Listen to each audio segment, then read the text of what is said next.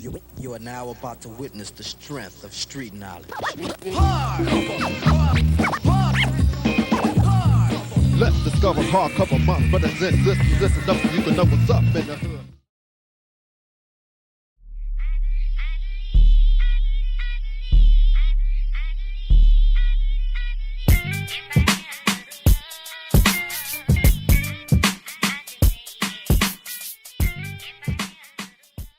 As we all know, there are different genres of music: rap, R&B, pop rock, and even more. But most of this music is played as mainstream. For those who do not know what mainstream music is music that you hear mainly every day, either on the radio or someone's phone or a music device. What if I told you that there is other music out there with the same genres, but it's called underground? Would you be interested? For those who do not know what underground music is a term that has been applied to various artistic movements, but recently has been defined by musicians who avoid being trapped by the music industry, or music that is heard by producers but is not brought to the radio because the producers choose what the people of today want to hear. Do you think that's unfair for those who are trying to make it? Underground music is also defined as unknown music culture, and most people prefer to listen to underground music other than mainstream. Which goes to ask, which do you prefer, mainstream or underground, and why? Also goes to ask, why isn't underground played on a daily basis? My name's Avery Farmer. I'm a hip-hop artist. I love music. It's the best thing I felt, I guess, man could have ever brought into this world in a sense. So, yeah, I love music. My name is Nick Rowley. I work here at Carrot Distribution or Sacco Records. My name is Robin Lianga. Jawan Sterling. I go by Juju, Double Ju. My name is Jesse De La Pena. I'm here from Chicago. I work in music. I've been involved in DJing for over 25 years, and I currently work for a small radio station here in Chicago called Vocalo Radio. I'm the music curator, and I host and produce a 6-hour DJ show on Friday nights. My name is Marcel Vidal Hames, and I'm a musician. My name's Nicholas Hennessy. I'm a musician also. We're both from the Omais. Big Baby with double G's. My name is Anthony Dean. Yeah, Chicago's favorite nerdy, Y.G.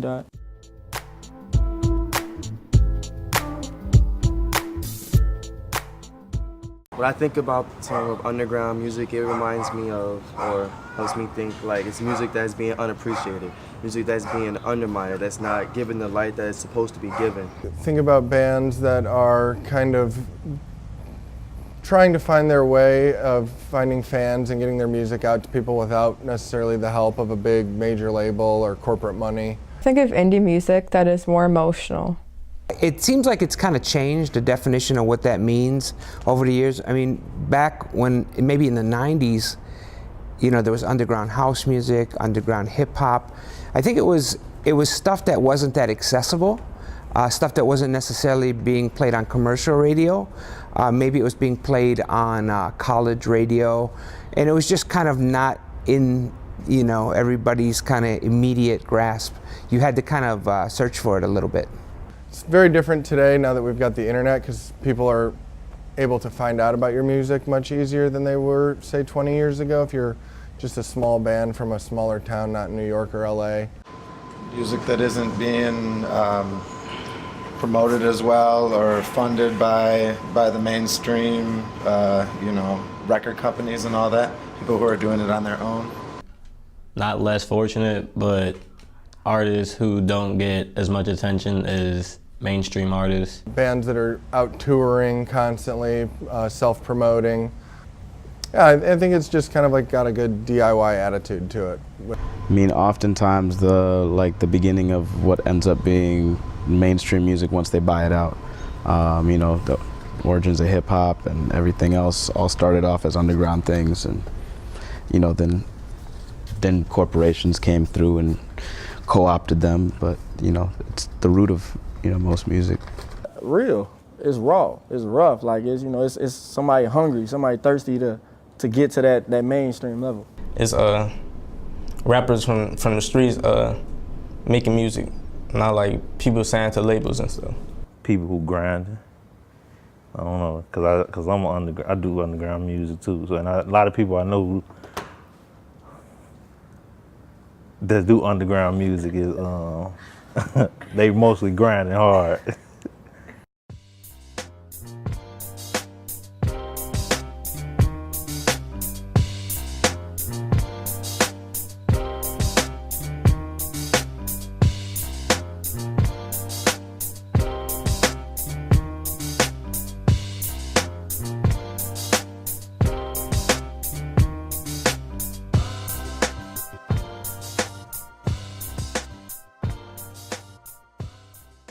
I think mainstream music is played more than underground music because there's more hype to the music, there's more well-known artists. Simply put, because they're feeding what the people want to hear. Mainstream is being known by more radio stations because it's more into the music industry rather than underground. Mainstream music is played more often than underground music for a lot of reasons. Most of them having to do with money. You know, who's funding your distribution and how your music gets out there. You know, whether or not you're actually connected with like Clear Channel or other things like that, which pretty much decide every single song that's on the radio. So if you're listening to the radio and you hear the same song on every single radio station, it's because they're all owned by the same people. There's a lot of big money behind it. Record labels, marketing, a lot of different avenues to really get the word out when it comes to certain music. I mean, you could explore payola and kind of that aspect of it. That's kind of been going on for many years. But I mean, I just think there's a lot of money behind mainstream music, and it's a big investment. And you know, underground music, it's more do-it-yourself and it's small labels, so they don't have the resources I think a lot of major labels or more mainstream music does.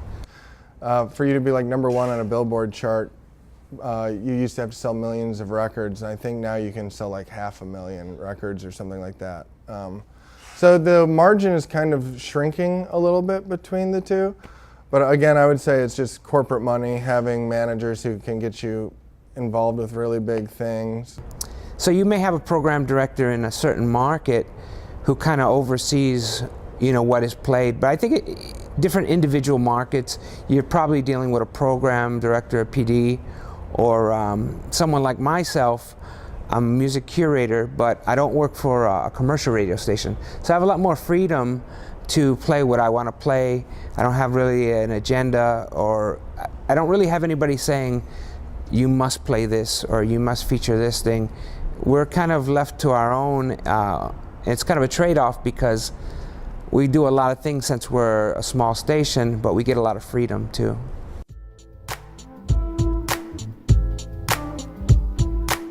The shows tend to be a little bit more intimate. If you go see, you know, someone who, like Lady Gaga, who's a huge mainstream artist, you're gonna see her with thousands and thousands of fans, where as with a more underground band, you can go see them live in an intimate setting with maybe only 100, 200 people. So you feel a lot more connected to the music, it's a little bit more personal. Love, say love. Love. One more time, love. Love. All right. Say sweet. Sweet. Say what, sweet? It is what it is. Music is a cycle. You know, everybody starts off hungry, and then, you know, you start getting money, and then the music changes. So I mean, that's just how it goes. That's how it's gonna be. The difference I would say between mainstream and underground is probably money. I think that's probably where it is. Anybody who isn't in the mainstream or on the radio and makes music is an underground artist, and that is a huge community in every city, in every country, in the entire world. There's a lot of musicians that aren't on the radio. So actually, probably underground music has more listeners, more artists, more followers, but just not the money behind it, not the radio stations behind it. Everybody needs someone to love. I need you back. Love for your death, be so fine. You be mad. Everybody needs someone to love. I need you back. Love for your death, be so fine. You be mad.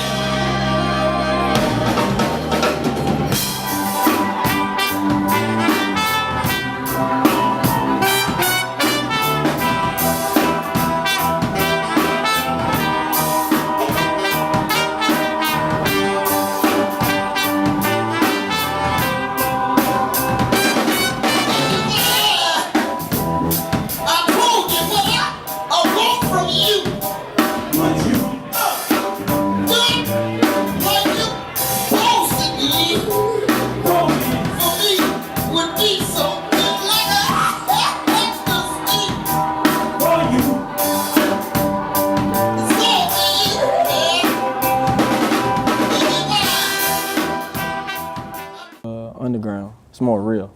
Would all instantly prefer underground music. I personally prefer underground music, I suppose, to mainstream.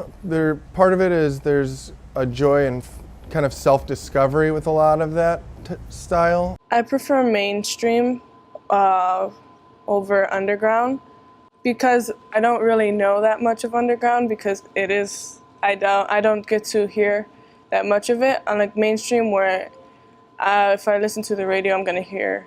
I prefer underground music because it's more unique and less produced and commercial. I prefer underground music because I don't like listening to music that gets played out like quickly. And I think there's a lot of undiscovered talent out there that people aren't aware of. It really don't matter to me, but I say underground because of where I came from. I prefer good music, whatever it is, you know. I mean, some of mainstream music is really bad, and some underground music is really bad. A lot more of the mainstream music is bad by by percentage-wise, but I feel like if the music is good, period, it's worth listening to. I just think good music is good music. Sometimes it's something that's on a major label and maybe a lot of people know about it. I tend to gravitate probably towards more lesser known stuff, so more underground. But I listen to a little bit of everything since I do work in radio, and I do find stuff that maybe is a B-side cut, or maybe there's something on an album that's not going to be played as a single, and it could be considered, more mainstream, but probably prefer more the unknown stuff, more the underground stuff, most of the time. Music is so, it's so much opinionated based on I would say I don't like music that sounds like garbage, but you could maybe listen to one of my records that I enjoy and be like, ooh, that is a stinker.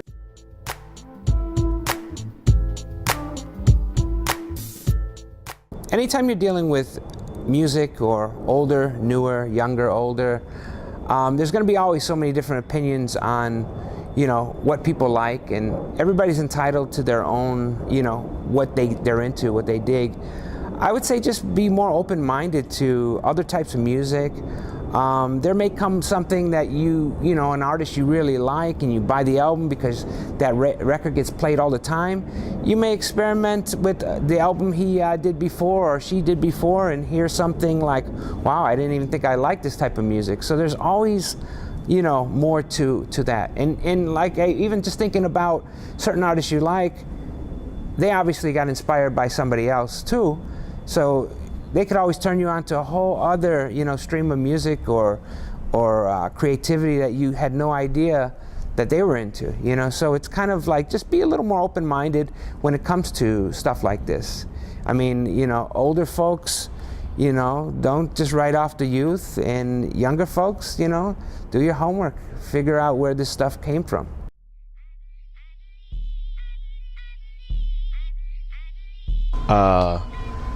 Performing it's fun. It's a whole different experience than recording in a studio or anything like that, because the vibe is that you're giving off energy and receiving energy and trying to give it back from a crowd. Especially with a band like us, sort of all working together and knowing where we are in a song or a set list. Being hyper conscious of each other and where we're at, and then also having fun, because if you're not having fun, then it's gonna show. It's instant gratification, which a lot of artists of different mediums, a lot of, if you paint a painting, you might never get to hear what a room of 200 people felt about that painting your entire life. But if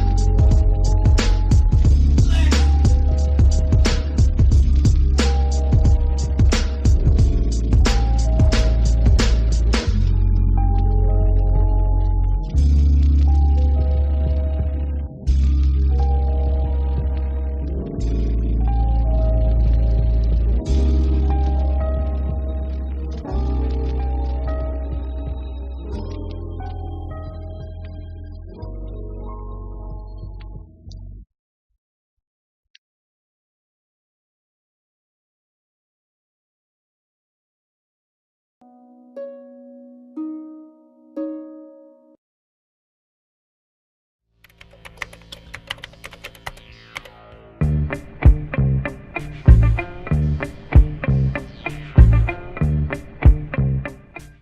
people have always looked for this concept we call perfection. As we are pressured by peers, society, and media, we begin to think we can actually capture perfection. However, as we live our everyday lives, we find ourselves doing things to change our natural stance and be what everybody else wants us to be, such as wear makeup, acrylic nails, weave, extensions, and use injections.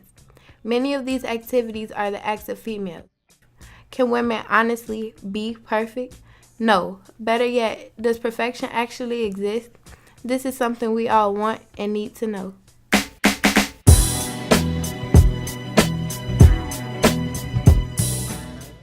I think perfection exists in everyone's mind, but like not in reality. I don't believe perfection exists. I believe it's a myth. I don't think perfection exists because we're human. Perfection does not exist because nothing is perfect. And then if it was, in whose eyes would it be perfect? There's too many people on the earth for anything to be agreed upon as perfect. There is no real perfection. No one's ever gonna be perfect. Everyone has their own view as far as what is perfection. Society sometimes wants to portray perfection in one way, but that is against society's way of perceiving perfection.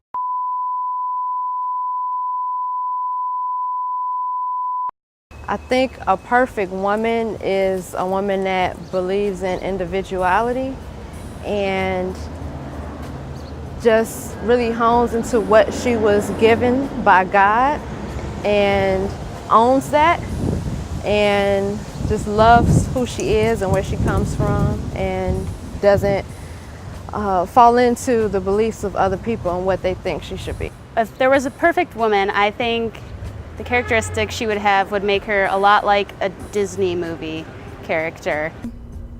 I feel like there is no perfect woman, but a woman that embraced who she was as is and her unique traits, her unique personality, her character would be as close as perfection can get.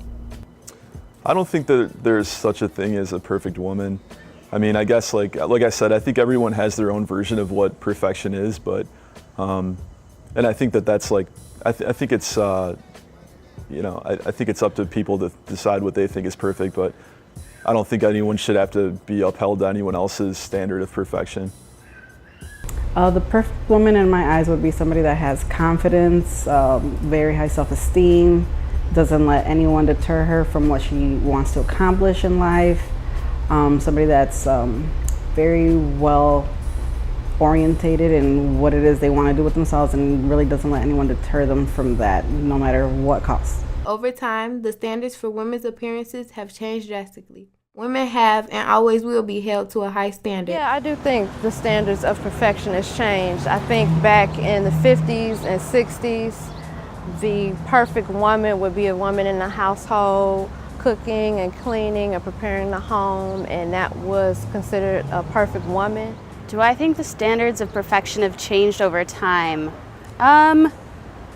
Yeah, well, what women think of perfection in themselves, I think that's definitely changed over time. I don't know if the standard of perfection has changed, but I think what women think being perfect has changed. I think the image of beauty has changed over time, and the fact that what is portrayed in the media as far as what women should look like and what's acceptable.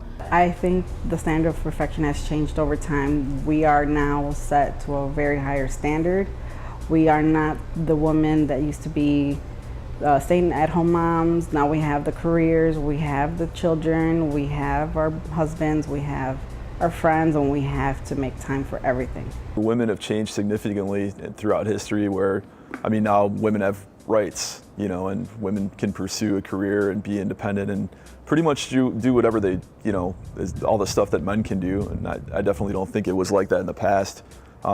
Yeah, I think that's a good thing. I don't think things like having rights and having freedoms and, you know, being able to be independent, like I think those things should be gender neutral. You know, it shouldn't matter if you're a man or a woman.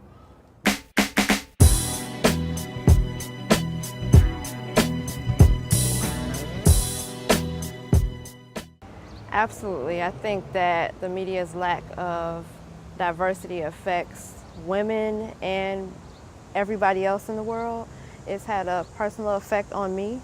So as a child growing up, I felt unpretty, and I used to stare in the mirror for hours trying to imagine what I would look like with straight hair, and if I would be better if I wasn't as smart as I was. I definitely think the media's lack of diversity has a lot to do with how women think of themselves. I mean, not just women, but everybody. What everybody thinks of themselves. They want to see who they are reflected in the media they consume. So, I don't think anyone's like equally represented in the media. You know, I think they try, like I said, I think they try to create this idea of perfection based on whatever they think that is, the perfect body, or, and I think it's, you know, if you don't see people that look like you in the media, it's just kind of weird. You know, you probably walk around wondering like, why am I being underrepresented? Is there something wrong with me? I think it can create that effect. In the media, no. Now the media does put a lot of pressure on a woman to be perfect and a superwoman, and we're supposed to juggle all these things at once and really not complain about it.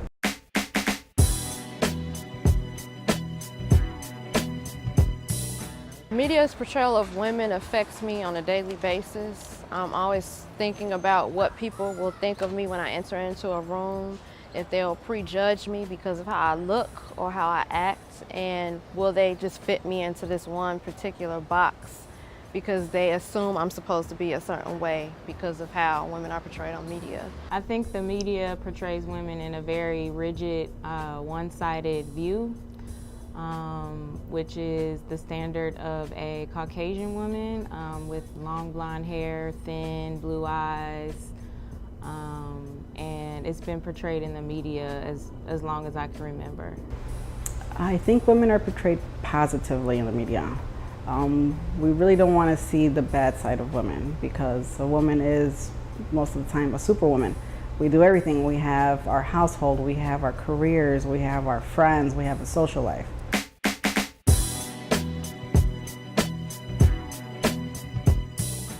Sometimes I do feel like I need to be perfect, and then I realize that it's not important, and that's it's very freeing to let go of the image of perfection in the media, and I feel like I could function better without it, so I just let all that go. I try to let it go when I walk out the door. Worry about it, yes, but I get to the point, you know, that part in the Princess Diaries where she's like trying to get pretty, and it's like, well, that's as good as it's gonna get, because you just can't. I do not worry about being perfect when I leave the house. When I work, I try to do my best work. It's never going to be perfect, so I try to do the best that I can, and I try to be like, you know, the best human being that I can. But no, I don't think I ever try to be perfect. For the younger women out there, I would say to just not pay attention to what the media puts out there as far as what beautiful is or what perfection is. It's really everyone's own special definition. Everyone has their own views. Whatever it is that they want to do, they should just go for it. The physical part, as long as you feel you're healthy, as long as you feel comfortable in your skin, as long as you're not feeling pressured to be a certain size. Just don't get caught up in the hype. It's just hype, and the media is pushing unrealistic goals and standards, and to never try to fit the mold because it's going to change, and then you'll never be able to fit ever because it will keep changing and you won't be able to keep up. So just be true to who you are, love yourself, love the body you're in, love the skin that you're in, and keep going.